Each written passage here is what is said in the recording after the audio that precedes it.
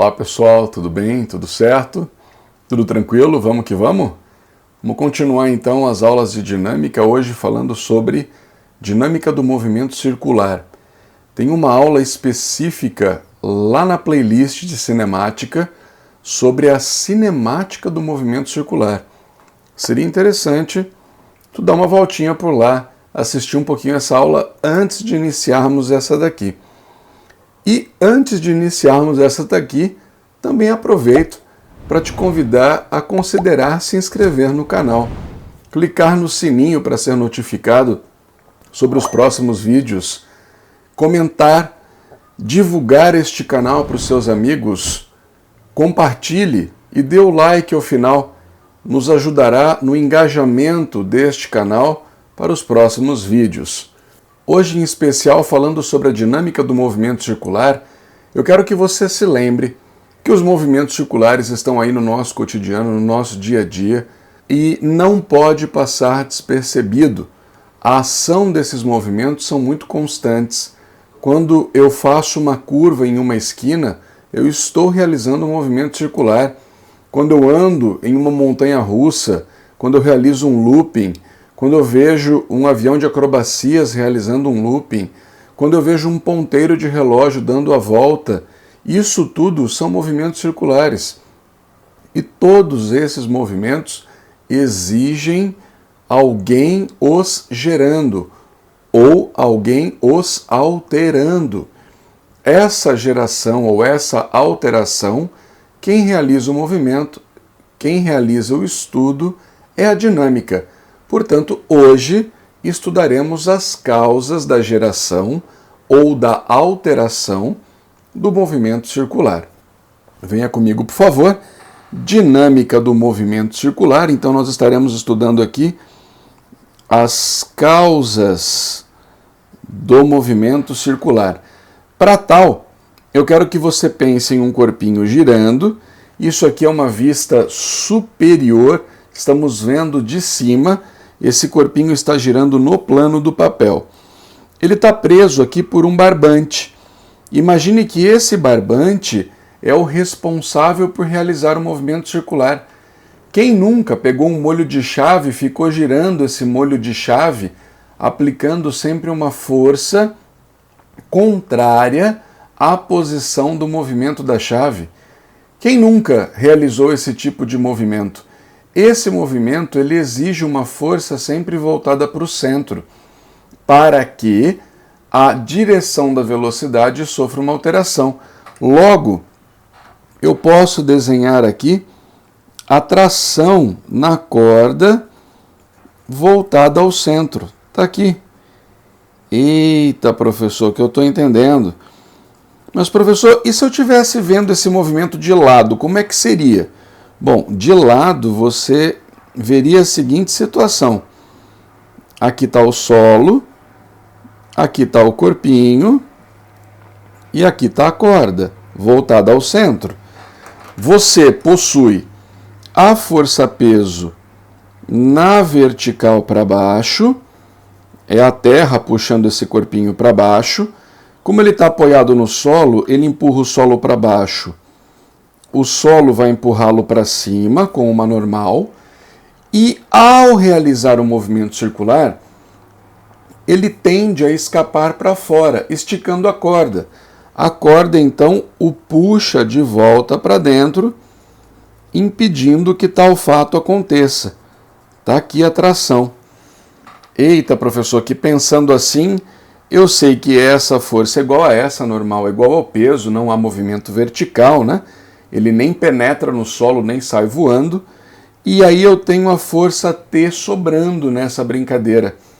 Pois é, a soma dessas três seria a nossa força resultante. Ah, entendi, professor. E aí eu tenho, né, através da segunda lei de Newton, que força resultante é massa vezes a aceleração, onde a força resultante atua na direção e sentido da aceleração, certo? Pois bem, só que vem comigo, por favor.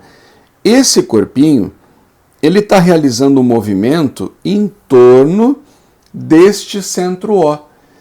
E a sua velocidade, ela é constante, neste caso em especial.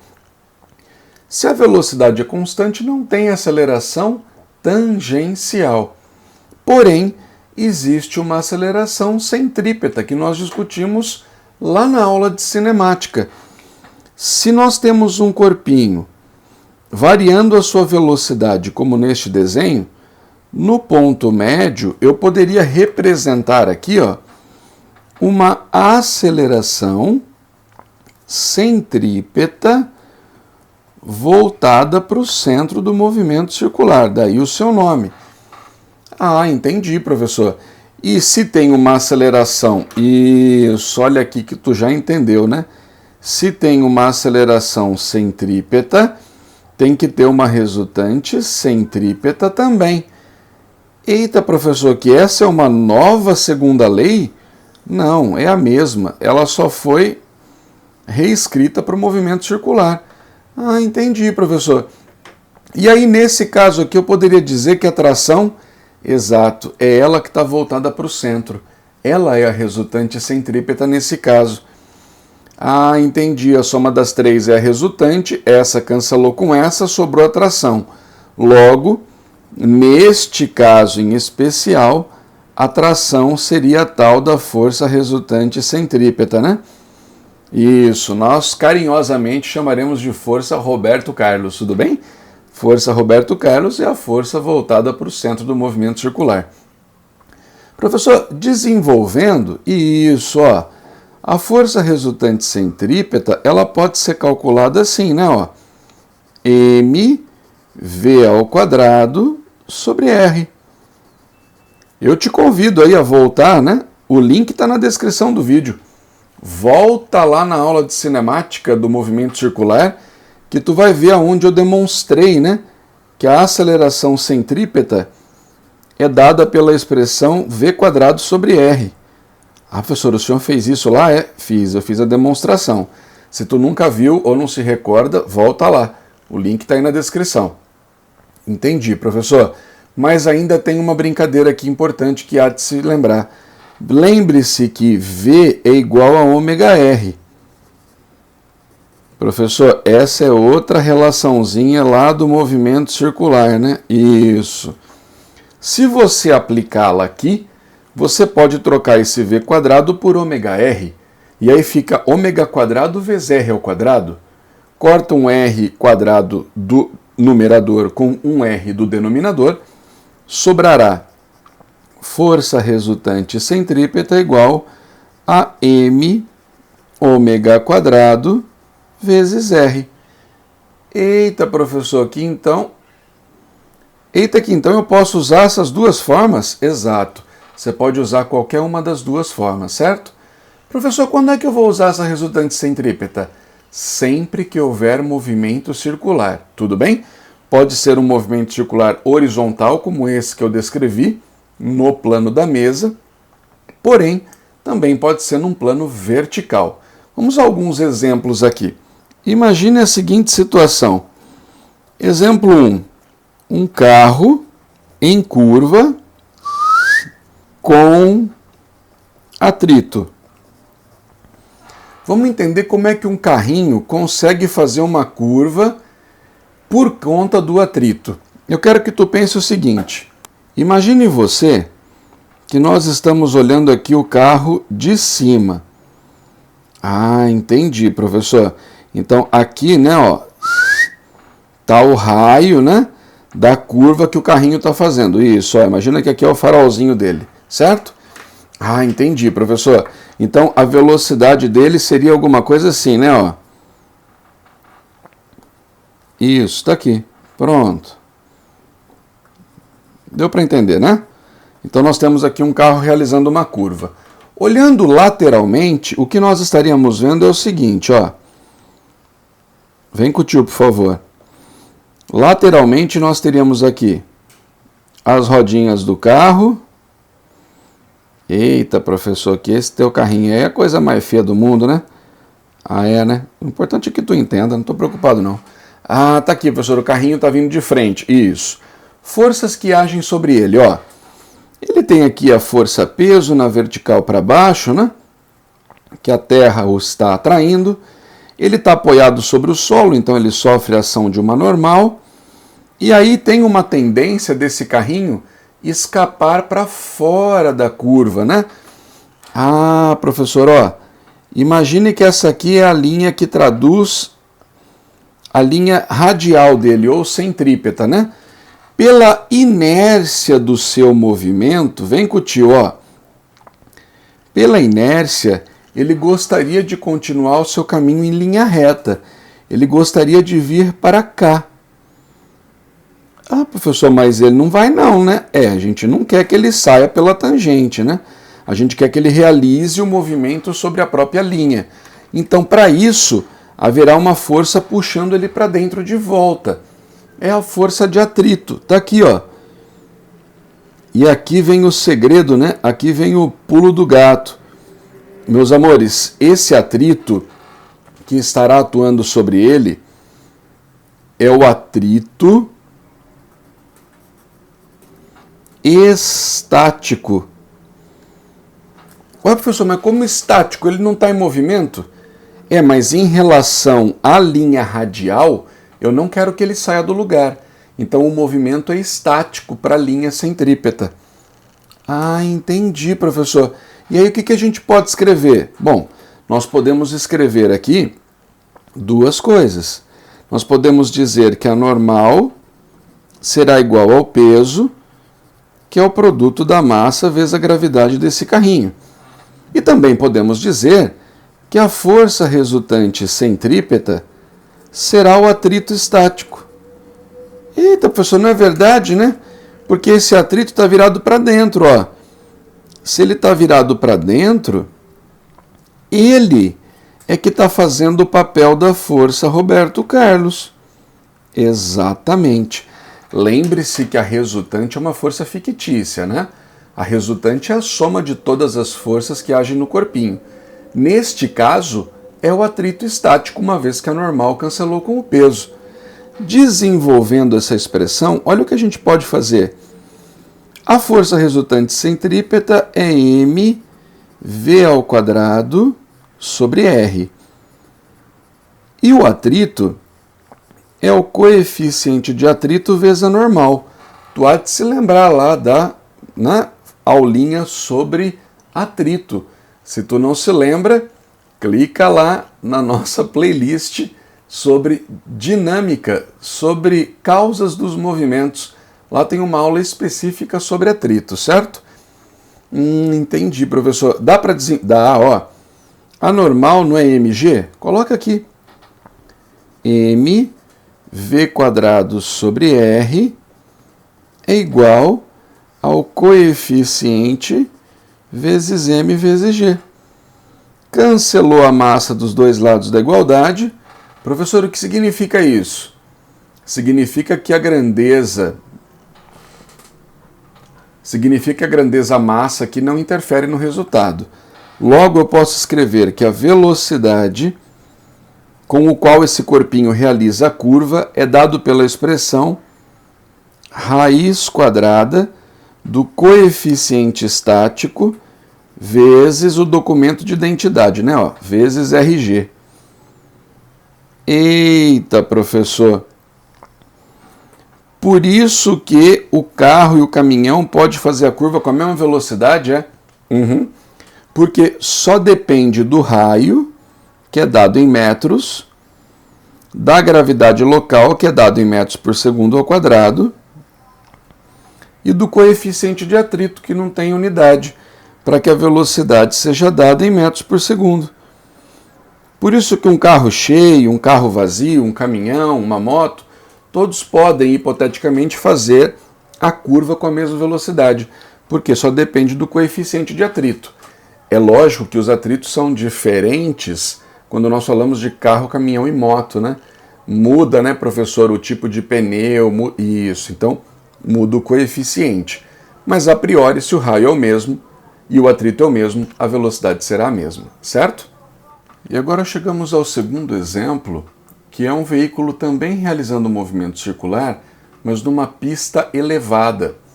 São aqueles movimentos que a gente observa nas curvas ovais, né, das disputas da Fórmula Indy, por exemplo, nos Estados Unidos, ou do pessoal que caminha, ou do pessoal que corre de bicicleta em pistas elevadas, né? E aí o que acontece de diferente? Venha comigo, por favor.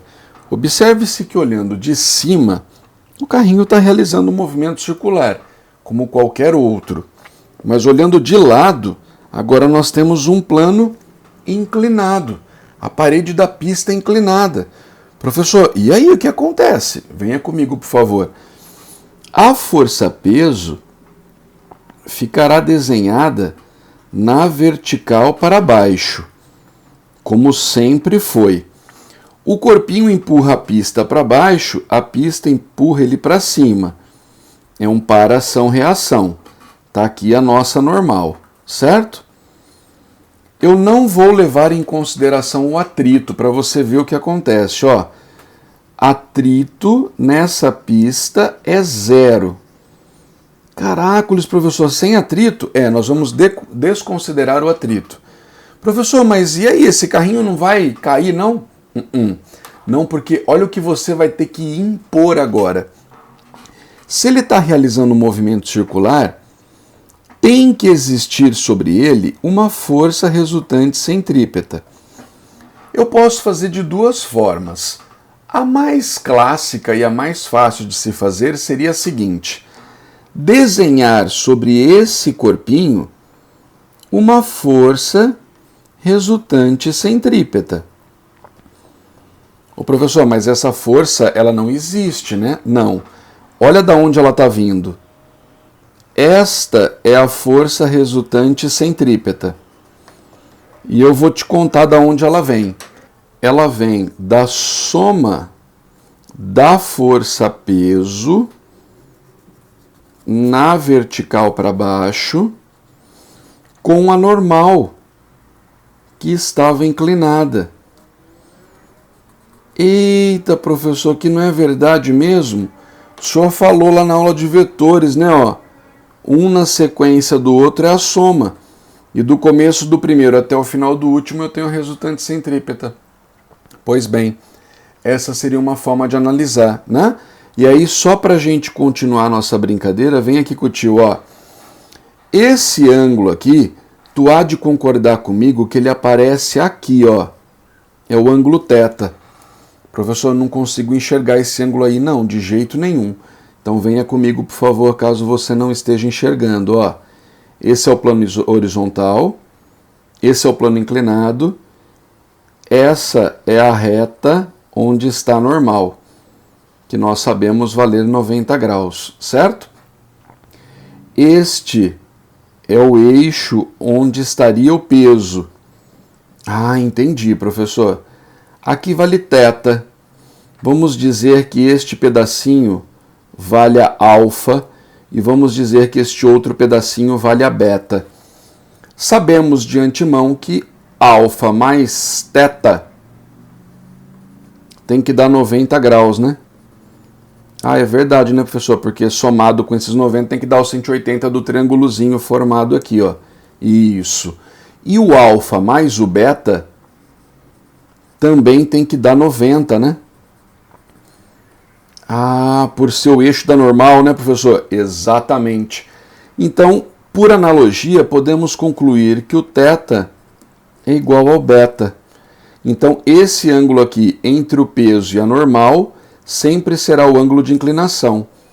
O ângulo entre o peso e a normal sempre será o ângulo da inclinação, tá aqui. Eita, professor, mas se eu trouxer a normal aqui para baixo e fechar, então o ângulo θ ele tá aqui, né, ó? Isso, exato. Agora vem trabalhar comigo, por favor, ó. Esta força e esta fazem parte dos catetos desse triângulo. Logo, eu posso escrever que a tangente do ângulo θ será igual ao cateto oposto, que é a resultante centrípeta, dividida pela força-peso.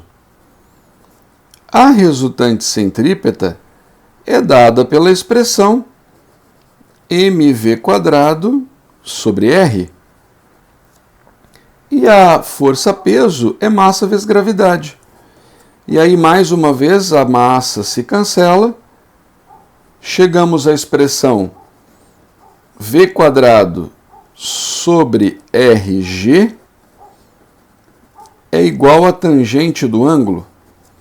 Logo, a velocidade ao quadrado será igual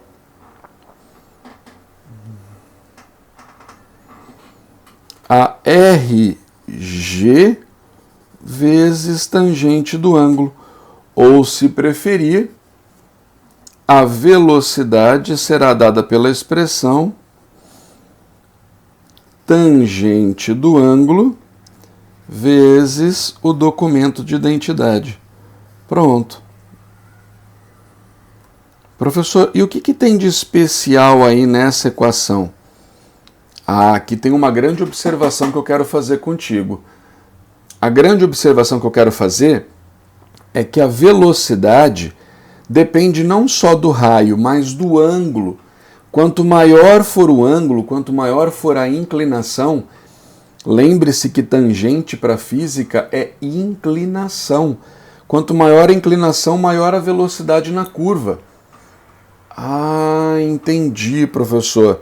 Por isso que um corpinho pode entrar na curva sob alta velocidade que ele consegue fazer. Sim.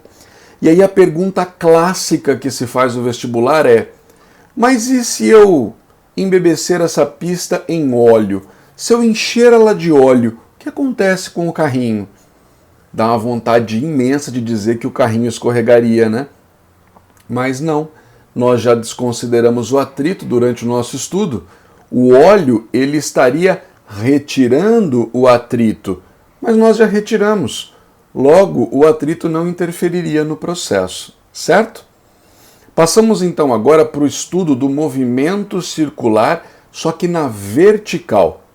Dentre os vários movimentos circulares verticais, um que chama muito a atenção é o globo da morte, aquele em que a moto fica dando voltas dentro de um globo. Normalmente fala-se sobre o ponto mais alto e o ponto mais baixo. Vem comigo, por favor. Esse corpinho, independente de ser uma moto ou um carro, eu desenhei um carro só para facilitar a nossa vida, ele possui uma força-peso na vertical para baixo, que é a força que a Terra exerce sobre ele. Agora, quando ele passa pelo ponto mais baixo, ele passa empurrando o solo para baixo. Por inércia, ele quer continuar descendo. O solo vai empurrá-lo no sentido contrário. Está aqui. É a normal perpendicular ao solo para cima. Ah, entendi, professor. E quando ele passa lá em cima, professor? Então, por inércia, ele quer continuar subindo. Só que aí o solo vai empurrá-lo para baixo, né? Eita, professor, que aí tem duas forças apontando para baixo? É. Aí, professor, por isso que eu não monto em looping, sabe? Eu tenho muito medo. Calma, que tu vai ver que é melhor que exista. Sabe por quê? O movimento é circular, certo? Então tem que ter a força Roberto Carlos. No ponto mais baixo, a força Roberto Carlos, né, a força resultante centrípeta, terá que apontar para cima, para o centro. Já quando ele está lá em cima, a força Roberto Carlos precisará apontar para baixo, porque o centro ficou para baixo. Ah, entendi, professor. Então eu posso escrever que lá no ponto A, isso, no ponto A, vem com o tio, por favor, a força resultante centrípeta será a soma das duas forças que apontam para o centro. O peso mais a normal, certo? Ah, entendi, professor. E aí a gente costuma abrir essa expressão assim, né? mva² sobre R é igual ao peso mais a normal.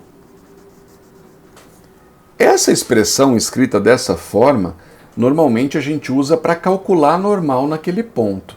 No entanto, existe uma particularidade que os vestibulares adoram, que é a chamada situação limite. Professor, e o que é a situação limite? O limite é quando ele passa lá em cima, perdendo o contato, né? Eita, professor, mas aí se ele perder o contato, pois é. Quem representa o contato é o normal. Se ele perde o contato, a normal vai a zero, certo? Mas aí a velocidade dele é a mais baixa, né, professor? Exato. Então nós vamos escrever assim, ó. M V mínimo ao quadrado sobre R será igual a mg. A normal foi a zero. Simplificando a massa, chegamos que a velocidade mínima que ele pode passar pelo ponto A será igual a raiz quadrada do documento de identidade, né? Eita, professor, que essa é a menor velocidade? É. Se ele passar com qualquer coisa maior do que essa, ele terá uma normal. Se ele passar igual a essa, ele passa no limiar de perder o contato. Se ele passar com menos do que essa, ele perde o contato e cai. Aí, professor, pelo amor... pois é, né? Agora, professor, me diz aí, e no ponto B, como é que a gente faz? Bom, no ponto B, eu vou escrever que a força resultante centrípeta será igual. Bom, tu já percebeu que para a resultante estar para cima, é preciso que a normal seja maior do que o peso, certo? Eu costumo combinar com os alunos assim: considere a resultante como sendo sentido positivo. Tu não tem como errar. Se a resultante é positiva e ela aponta para cima, quem aponta para cima é positivo, quem aponta para baixo é negativo. Pronto. Entendi, professor. E aí, desenvolvendo, vai ficar isso, ó. Ficamos m VB ao quadrado sobre R. Desenvolvendo MVB ao quadrado sobre R é igual a normal menos o peso, né? Corrige aqui, ó, menos o peso. Esse peso que está subtraindo vai passar somando, mais mg. Ó, professor, que com conclusão eu chego aí. Ó, a conclusão é simples. A normal será o peso mais alguma coisa. Logo, como nós já esperávamos, a normal será o peso mais alguma coisa, logo a normal será maior do que o peso no ponto mais baixo. Ah, por isso que quando eu passo no ponto mais baixo eu tenho aquela sensação, né, professor, de que parece que eu estou mais pesado, né? Exatamente. O nosso organismo, ele sente a normal, não o peso. Por isso que eu me sinto mais pesado ali, certo? E continuando a nossa saga pelos movimentos circulares verticais, o clássico exercício da roda gigante da Unicamp, onde ele dizia que tinha lá a Nina e o José e perguntava quais as normais que eles sentiriam no ponto mais alto e no ponto mais baixo. Por favor, venha comigo aqui. No ponto A, quem estiver lá sentado sofrerá a ação da força-peso na vertical para baixo. Vou chamar aqui peso de quem está em A, certo? E como está sentado, vai exercer uma força na vertical para baixo. A cadeira vai empurrá-lo para cima. Está aqui, ó. É a normal sobre quem está no ponto A. Quem está no ponto B também sofre a ação do peso na vertical para baixo. Só que como está sentado na cadeira, empurra a cadeira para baixo, a cadeira vai empurrá-lo para cima. Está aqui. Eita, professor, que eu já entendi só no seu desenho que você já fez uma arte, né? Você já percebeu que aqui no ponto B eu fiz a normal maior que o peso. Você já sabe por quê, né? Se o movimento é circular, tem que ter uma força Roberto Carlos voltada para o centro. Logo, a normal que está para cima tem que ser maior do que o peso que está para baixo. Já quem está sentado no ponto a força que está para baixo tem que ser maior do que a que está para cima, porque eu preciso de uma resultante centrípeta voltada para baixo, sempre voltadas aqui para o centro do movimento, né? Ah, entendi, professor. Então, neste caso aqui, o peso será maior do que a normal. Isso. E aqui é o contrário, né? A normal será maior do que o peso. Exatamente. Vamos chegar a essa conclusão juntos, quer ver? Força resultante centrípeta em A será igual. Lembra que no sentido da resultante é sempre positivo? Então vai ficar peso menos a normal? Peso menos a normal. Isso. Desenvolvendo a equação mVA ao quadrado sobre R é igual ao peso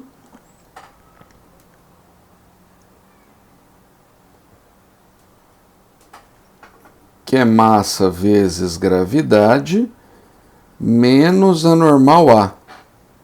Ah, entendi, professor. Passa a normal A para cá, né? Isso, ó. A normal A será igual a mg menos mv quadrado sobre R. Ah, entendi, professor. Então a normal é o peso menos alguma coisa, por isso que a normal é menor do que o peso. Exato. Já na situação B, a resultante centrípeta será igual, lembra, no sentido da resultante centrípeta positiva.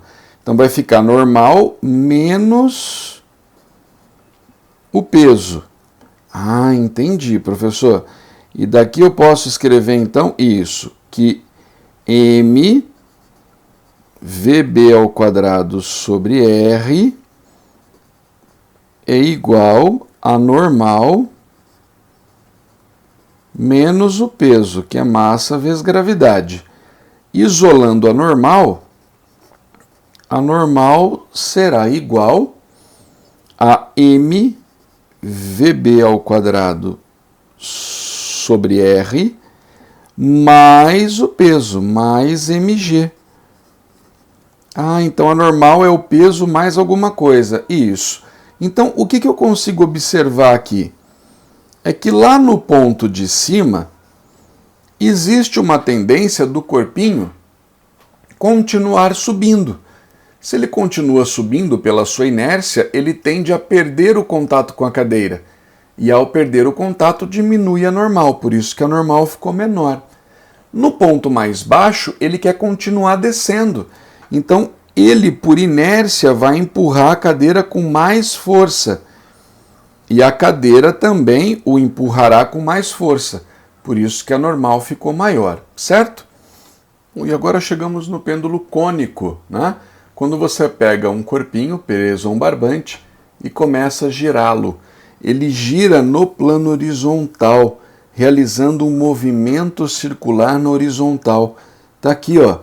Nós poderíamos representar sua velocidade tangencial, ou mesmo poderíamos representar aqui sua velocidade angular, né? O ômega. Ah, entendi, professor. Ele está girando aqui, né? Isso, ele está girando, certo? Forças que atuam sobre ele. Peso na vertical para baixo. Não existe normal, porque ele não está apoiado sobre o solo, né? Mas existe uma tração nessa corda. Ele puxa a corda para baixo, a corda puxa ele para cima, certo? O que eu preciso me lembrar aqui é o seguinte: existe um movimento circular sendo descrito. E se tem um movimento circular, tem que ter ele. Tem que ter a força Roberto Carlos. Eita, professor, aqui tem que estar a bichinha aqui. Tá lá, força Roberto Carlos, certo?